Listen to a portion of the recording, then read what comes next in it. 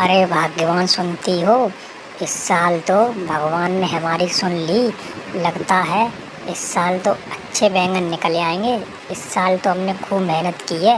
हमारी फसल बहुत अच्छी हुई है। बैंगन हमारे खेत में बहुत अच्छे अच्छे बैंगन लगे हैं। अब तो हम उन बैंगन को बेच के बहुत सारा पैसा इकट्ठा करेंगे। तुम सही कहते हो। हमने बहुत दुख झेले हैं, हमने बहुत गरीबी देखी है, पर क्या करें, भगवान कभी ना कभी तो सुनता है। भगवान की यहाँ देर है, अंधेर नहीं। अब हम सुख से खाना खा पाएंगे। इस साल हमारे बैंगन अच्छे पैसे दे जाएंगे। चलो अब हम खेतों की तरफ चलते हैं।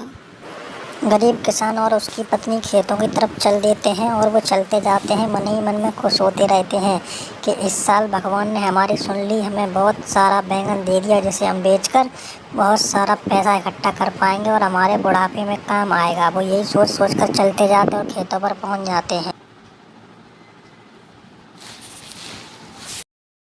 अरे वाह, देखो भाग्यवान, कितने सारे बैंगन लगे हुए हैं। इनको हम कल सुबह ही तोड़कर बाजार में बेच आएंगे। बहुत सारे पैसे आ जाएंगे। फिर हमारे पास पैसे ही पैसे हो जाएंगे। फिर तुम्हारे लिए मैं जेवर दिलवाऊंगा। चलो भाग्यवान, अब हम घर चलते हैं, कल सुबह बैंगन तोड़ेंगे। किसान और उसकी पत्नी अपने बैंगन को देखकर बहुत खुशी हो जाते हैं और वह घर की तरफ लौट जाते हैं और सोचते हैं सुबह तो बैंगन तोड़कर बाजार ले जाएंगे जिससे बहुत सारे पैसे आ जाएंगे, और वह सुबह होने का इंतज़ार करने लगते हैं। तभी रात हो जाती है और बैंगनों के खेत में से एक लंबे बाल वाली चुड़ैल निकलती है। बैंगनों को देखकर वह खुश रहती है और सोचती है, ये कौन सा फल है, इसको मैं खाऊंगी तो कभी नहीं मरूंगी, अमर हो जाऊंगी। मुझे ये फल सारे खा लेना चाहिए। फिर चुड़ैल बैंगन खाने लगती है और धीरे धीरे सारे बैंगन खा जाती है, कुछ चोरी कर लेती है। वो पूरे खेत को साफ कर देती है। बैंगनों के पेड़ में सारे बैंगन ख़त्म हो जाते हैं, उसमें बैंगन बचते ही नहीं। फिर चुड़ैल सोचती है, चलो आज तो मज़ा ही आ गया, पेट भी भर गया, अब बैंगन भी खा लिए। बैंगन तो बहुत स्वादिष्ट हैं यहाँ के। फिर सुबह ही किसान आता है तो सारे बैंगनों को देखकर वह रोने लगता है। वहाँ पर उसे बैंगन ही नहीं मिलते। वो कहता है, हे भगवान, ये क्या है, मेरे बैंगन किसने चोरी कर लिए। अब मैं क्या बेचूंगा बाज़ार में जाके, कल के लिए खाने के लिए भी कुछ पैसे नहीं हैं। हम तो बहुत कुछ सोच रहे थे, इन बैंगनों को बेचकर हमारे पास पैसा आता तो हम अनाज खरीद पाते। भगवान। फिर किसान अपने घर जाकर अपनी पत्नी को बताता है, कहता है, हे भाग्यवान, हमारे बैंगन सारे किसी ने चोरी कर लिए हैं। अब हम क्या करेंगे, हमारे पास तो बैंगन ही नहीं बचे हैं। हम कल बहुत सारे बैंगन देख के आए थे पर खेत में आज एक भी बैंगन नहीं है, खाली पौधे लगे हुए हैं। हमारे बैंगन कौन चोरी कर ले गया भगवान। नहीं, ये नहीं हो सकता। हम तो अपने खेत में कल बहुत सारे बैंगन देख के आए थे। रात को कौन चोरी कर सकता है। भगवान हमारे साथ ये अन्याय नहीं कर सकता।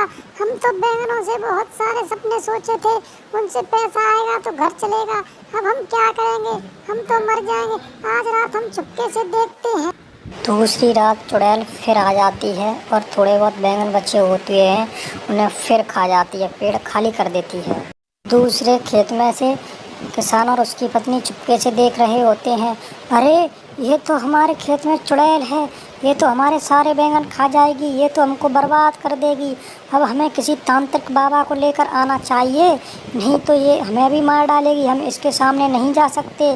चलो हम किसी तांत्रिक बाबा को बुला कर लेके आते हैं। फिर सुबह किसान तांत्रिक बाबा को लेकर खेतों पर आ जाता है। हे चुड़ैल, तुम गरीब के खेत में क्या कर रही हो? तुम उसके सारे बैंगन क्यों खा जाती हो? तब वो क्या खाएगा? मैं तुमको मार डालूंगा, तुम यहाँ से चली जाओ, नहीं तो मैं तुम्हें जिंदा जला दूंगा, भस्म कर दूंगा। नहीं नहीं, मुझे मत मारना, मैं यहाँ से चली जाऊँगी। मुझे बैंगन बहुत अच्छे लगे थे, मैंने खाया था, मुझे बहुत स्वाद आया था, इसलिए मैं बैंगन चुरा रही थी। अब मैं बैंगन नहीं खाऊंगी, मैं यहाँ से चली जाऊँगी। मुझे मत मारना, मुझे छोड़ दो। आती हूँ, मैं अब कभी नहीं आऊँगी, मैं कभी बैंगन में नहीं आऊँगी। मुझे छोड़ दो, मुझे माफ़ कर दो, मैं जाती हूँ। फिर चुड़ैल हमेशा हमेशा के लिए चली जाती है और किसान के फिर बैंगन दोबारा तैयार हो जाते हैं। बहुत सारे बैंगन लगते हैं। किसान भर भर के टोकरी बाजार में बेचता है, जिससे वह धीरे धीरे धनवान बनता जाता है। और वो है और उसकी पत्नी दोनों मज़े से ज़िंदगी काटने लगते हैं। वो दोनों बहुत खुश रहते हैं, बहुत खुश रहते हैं।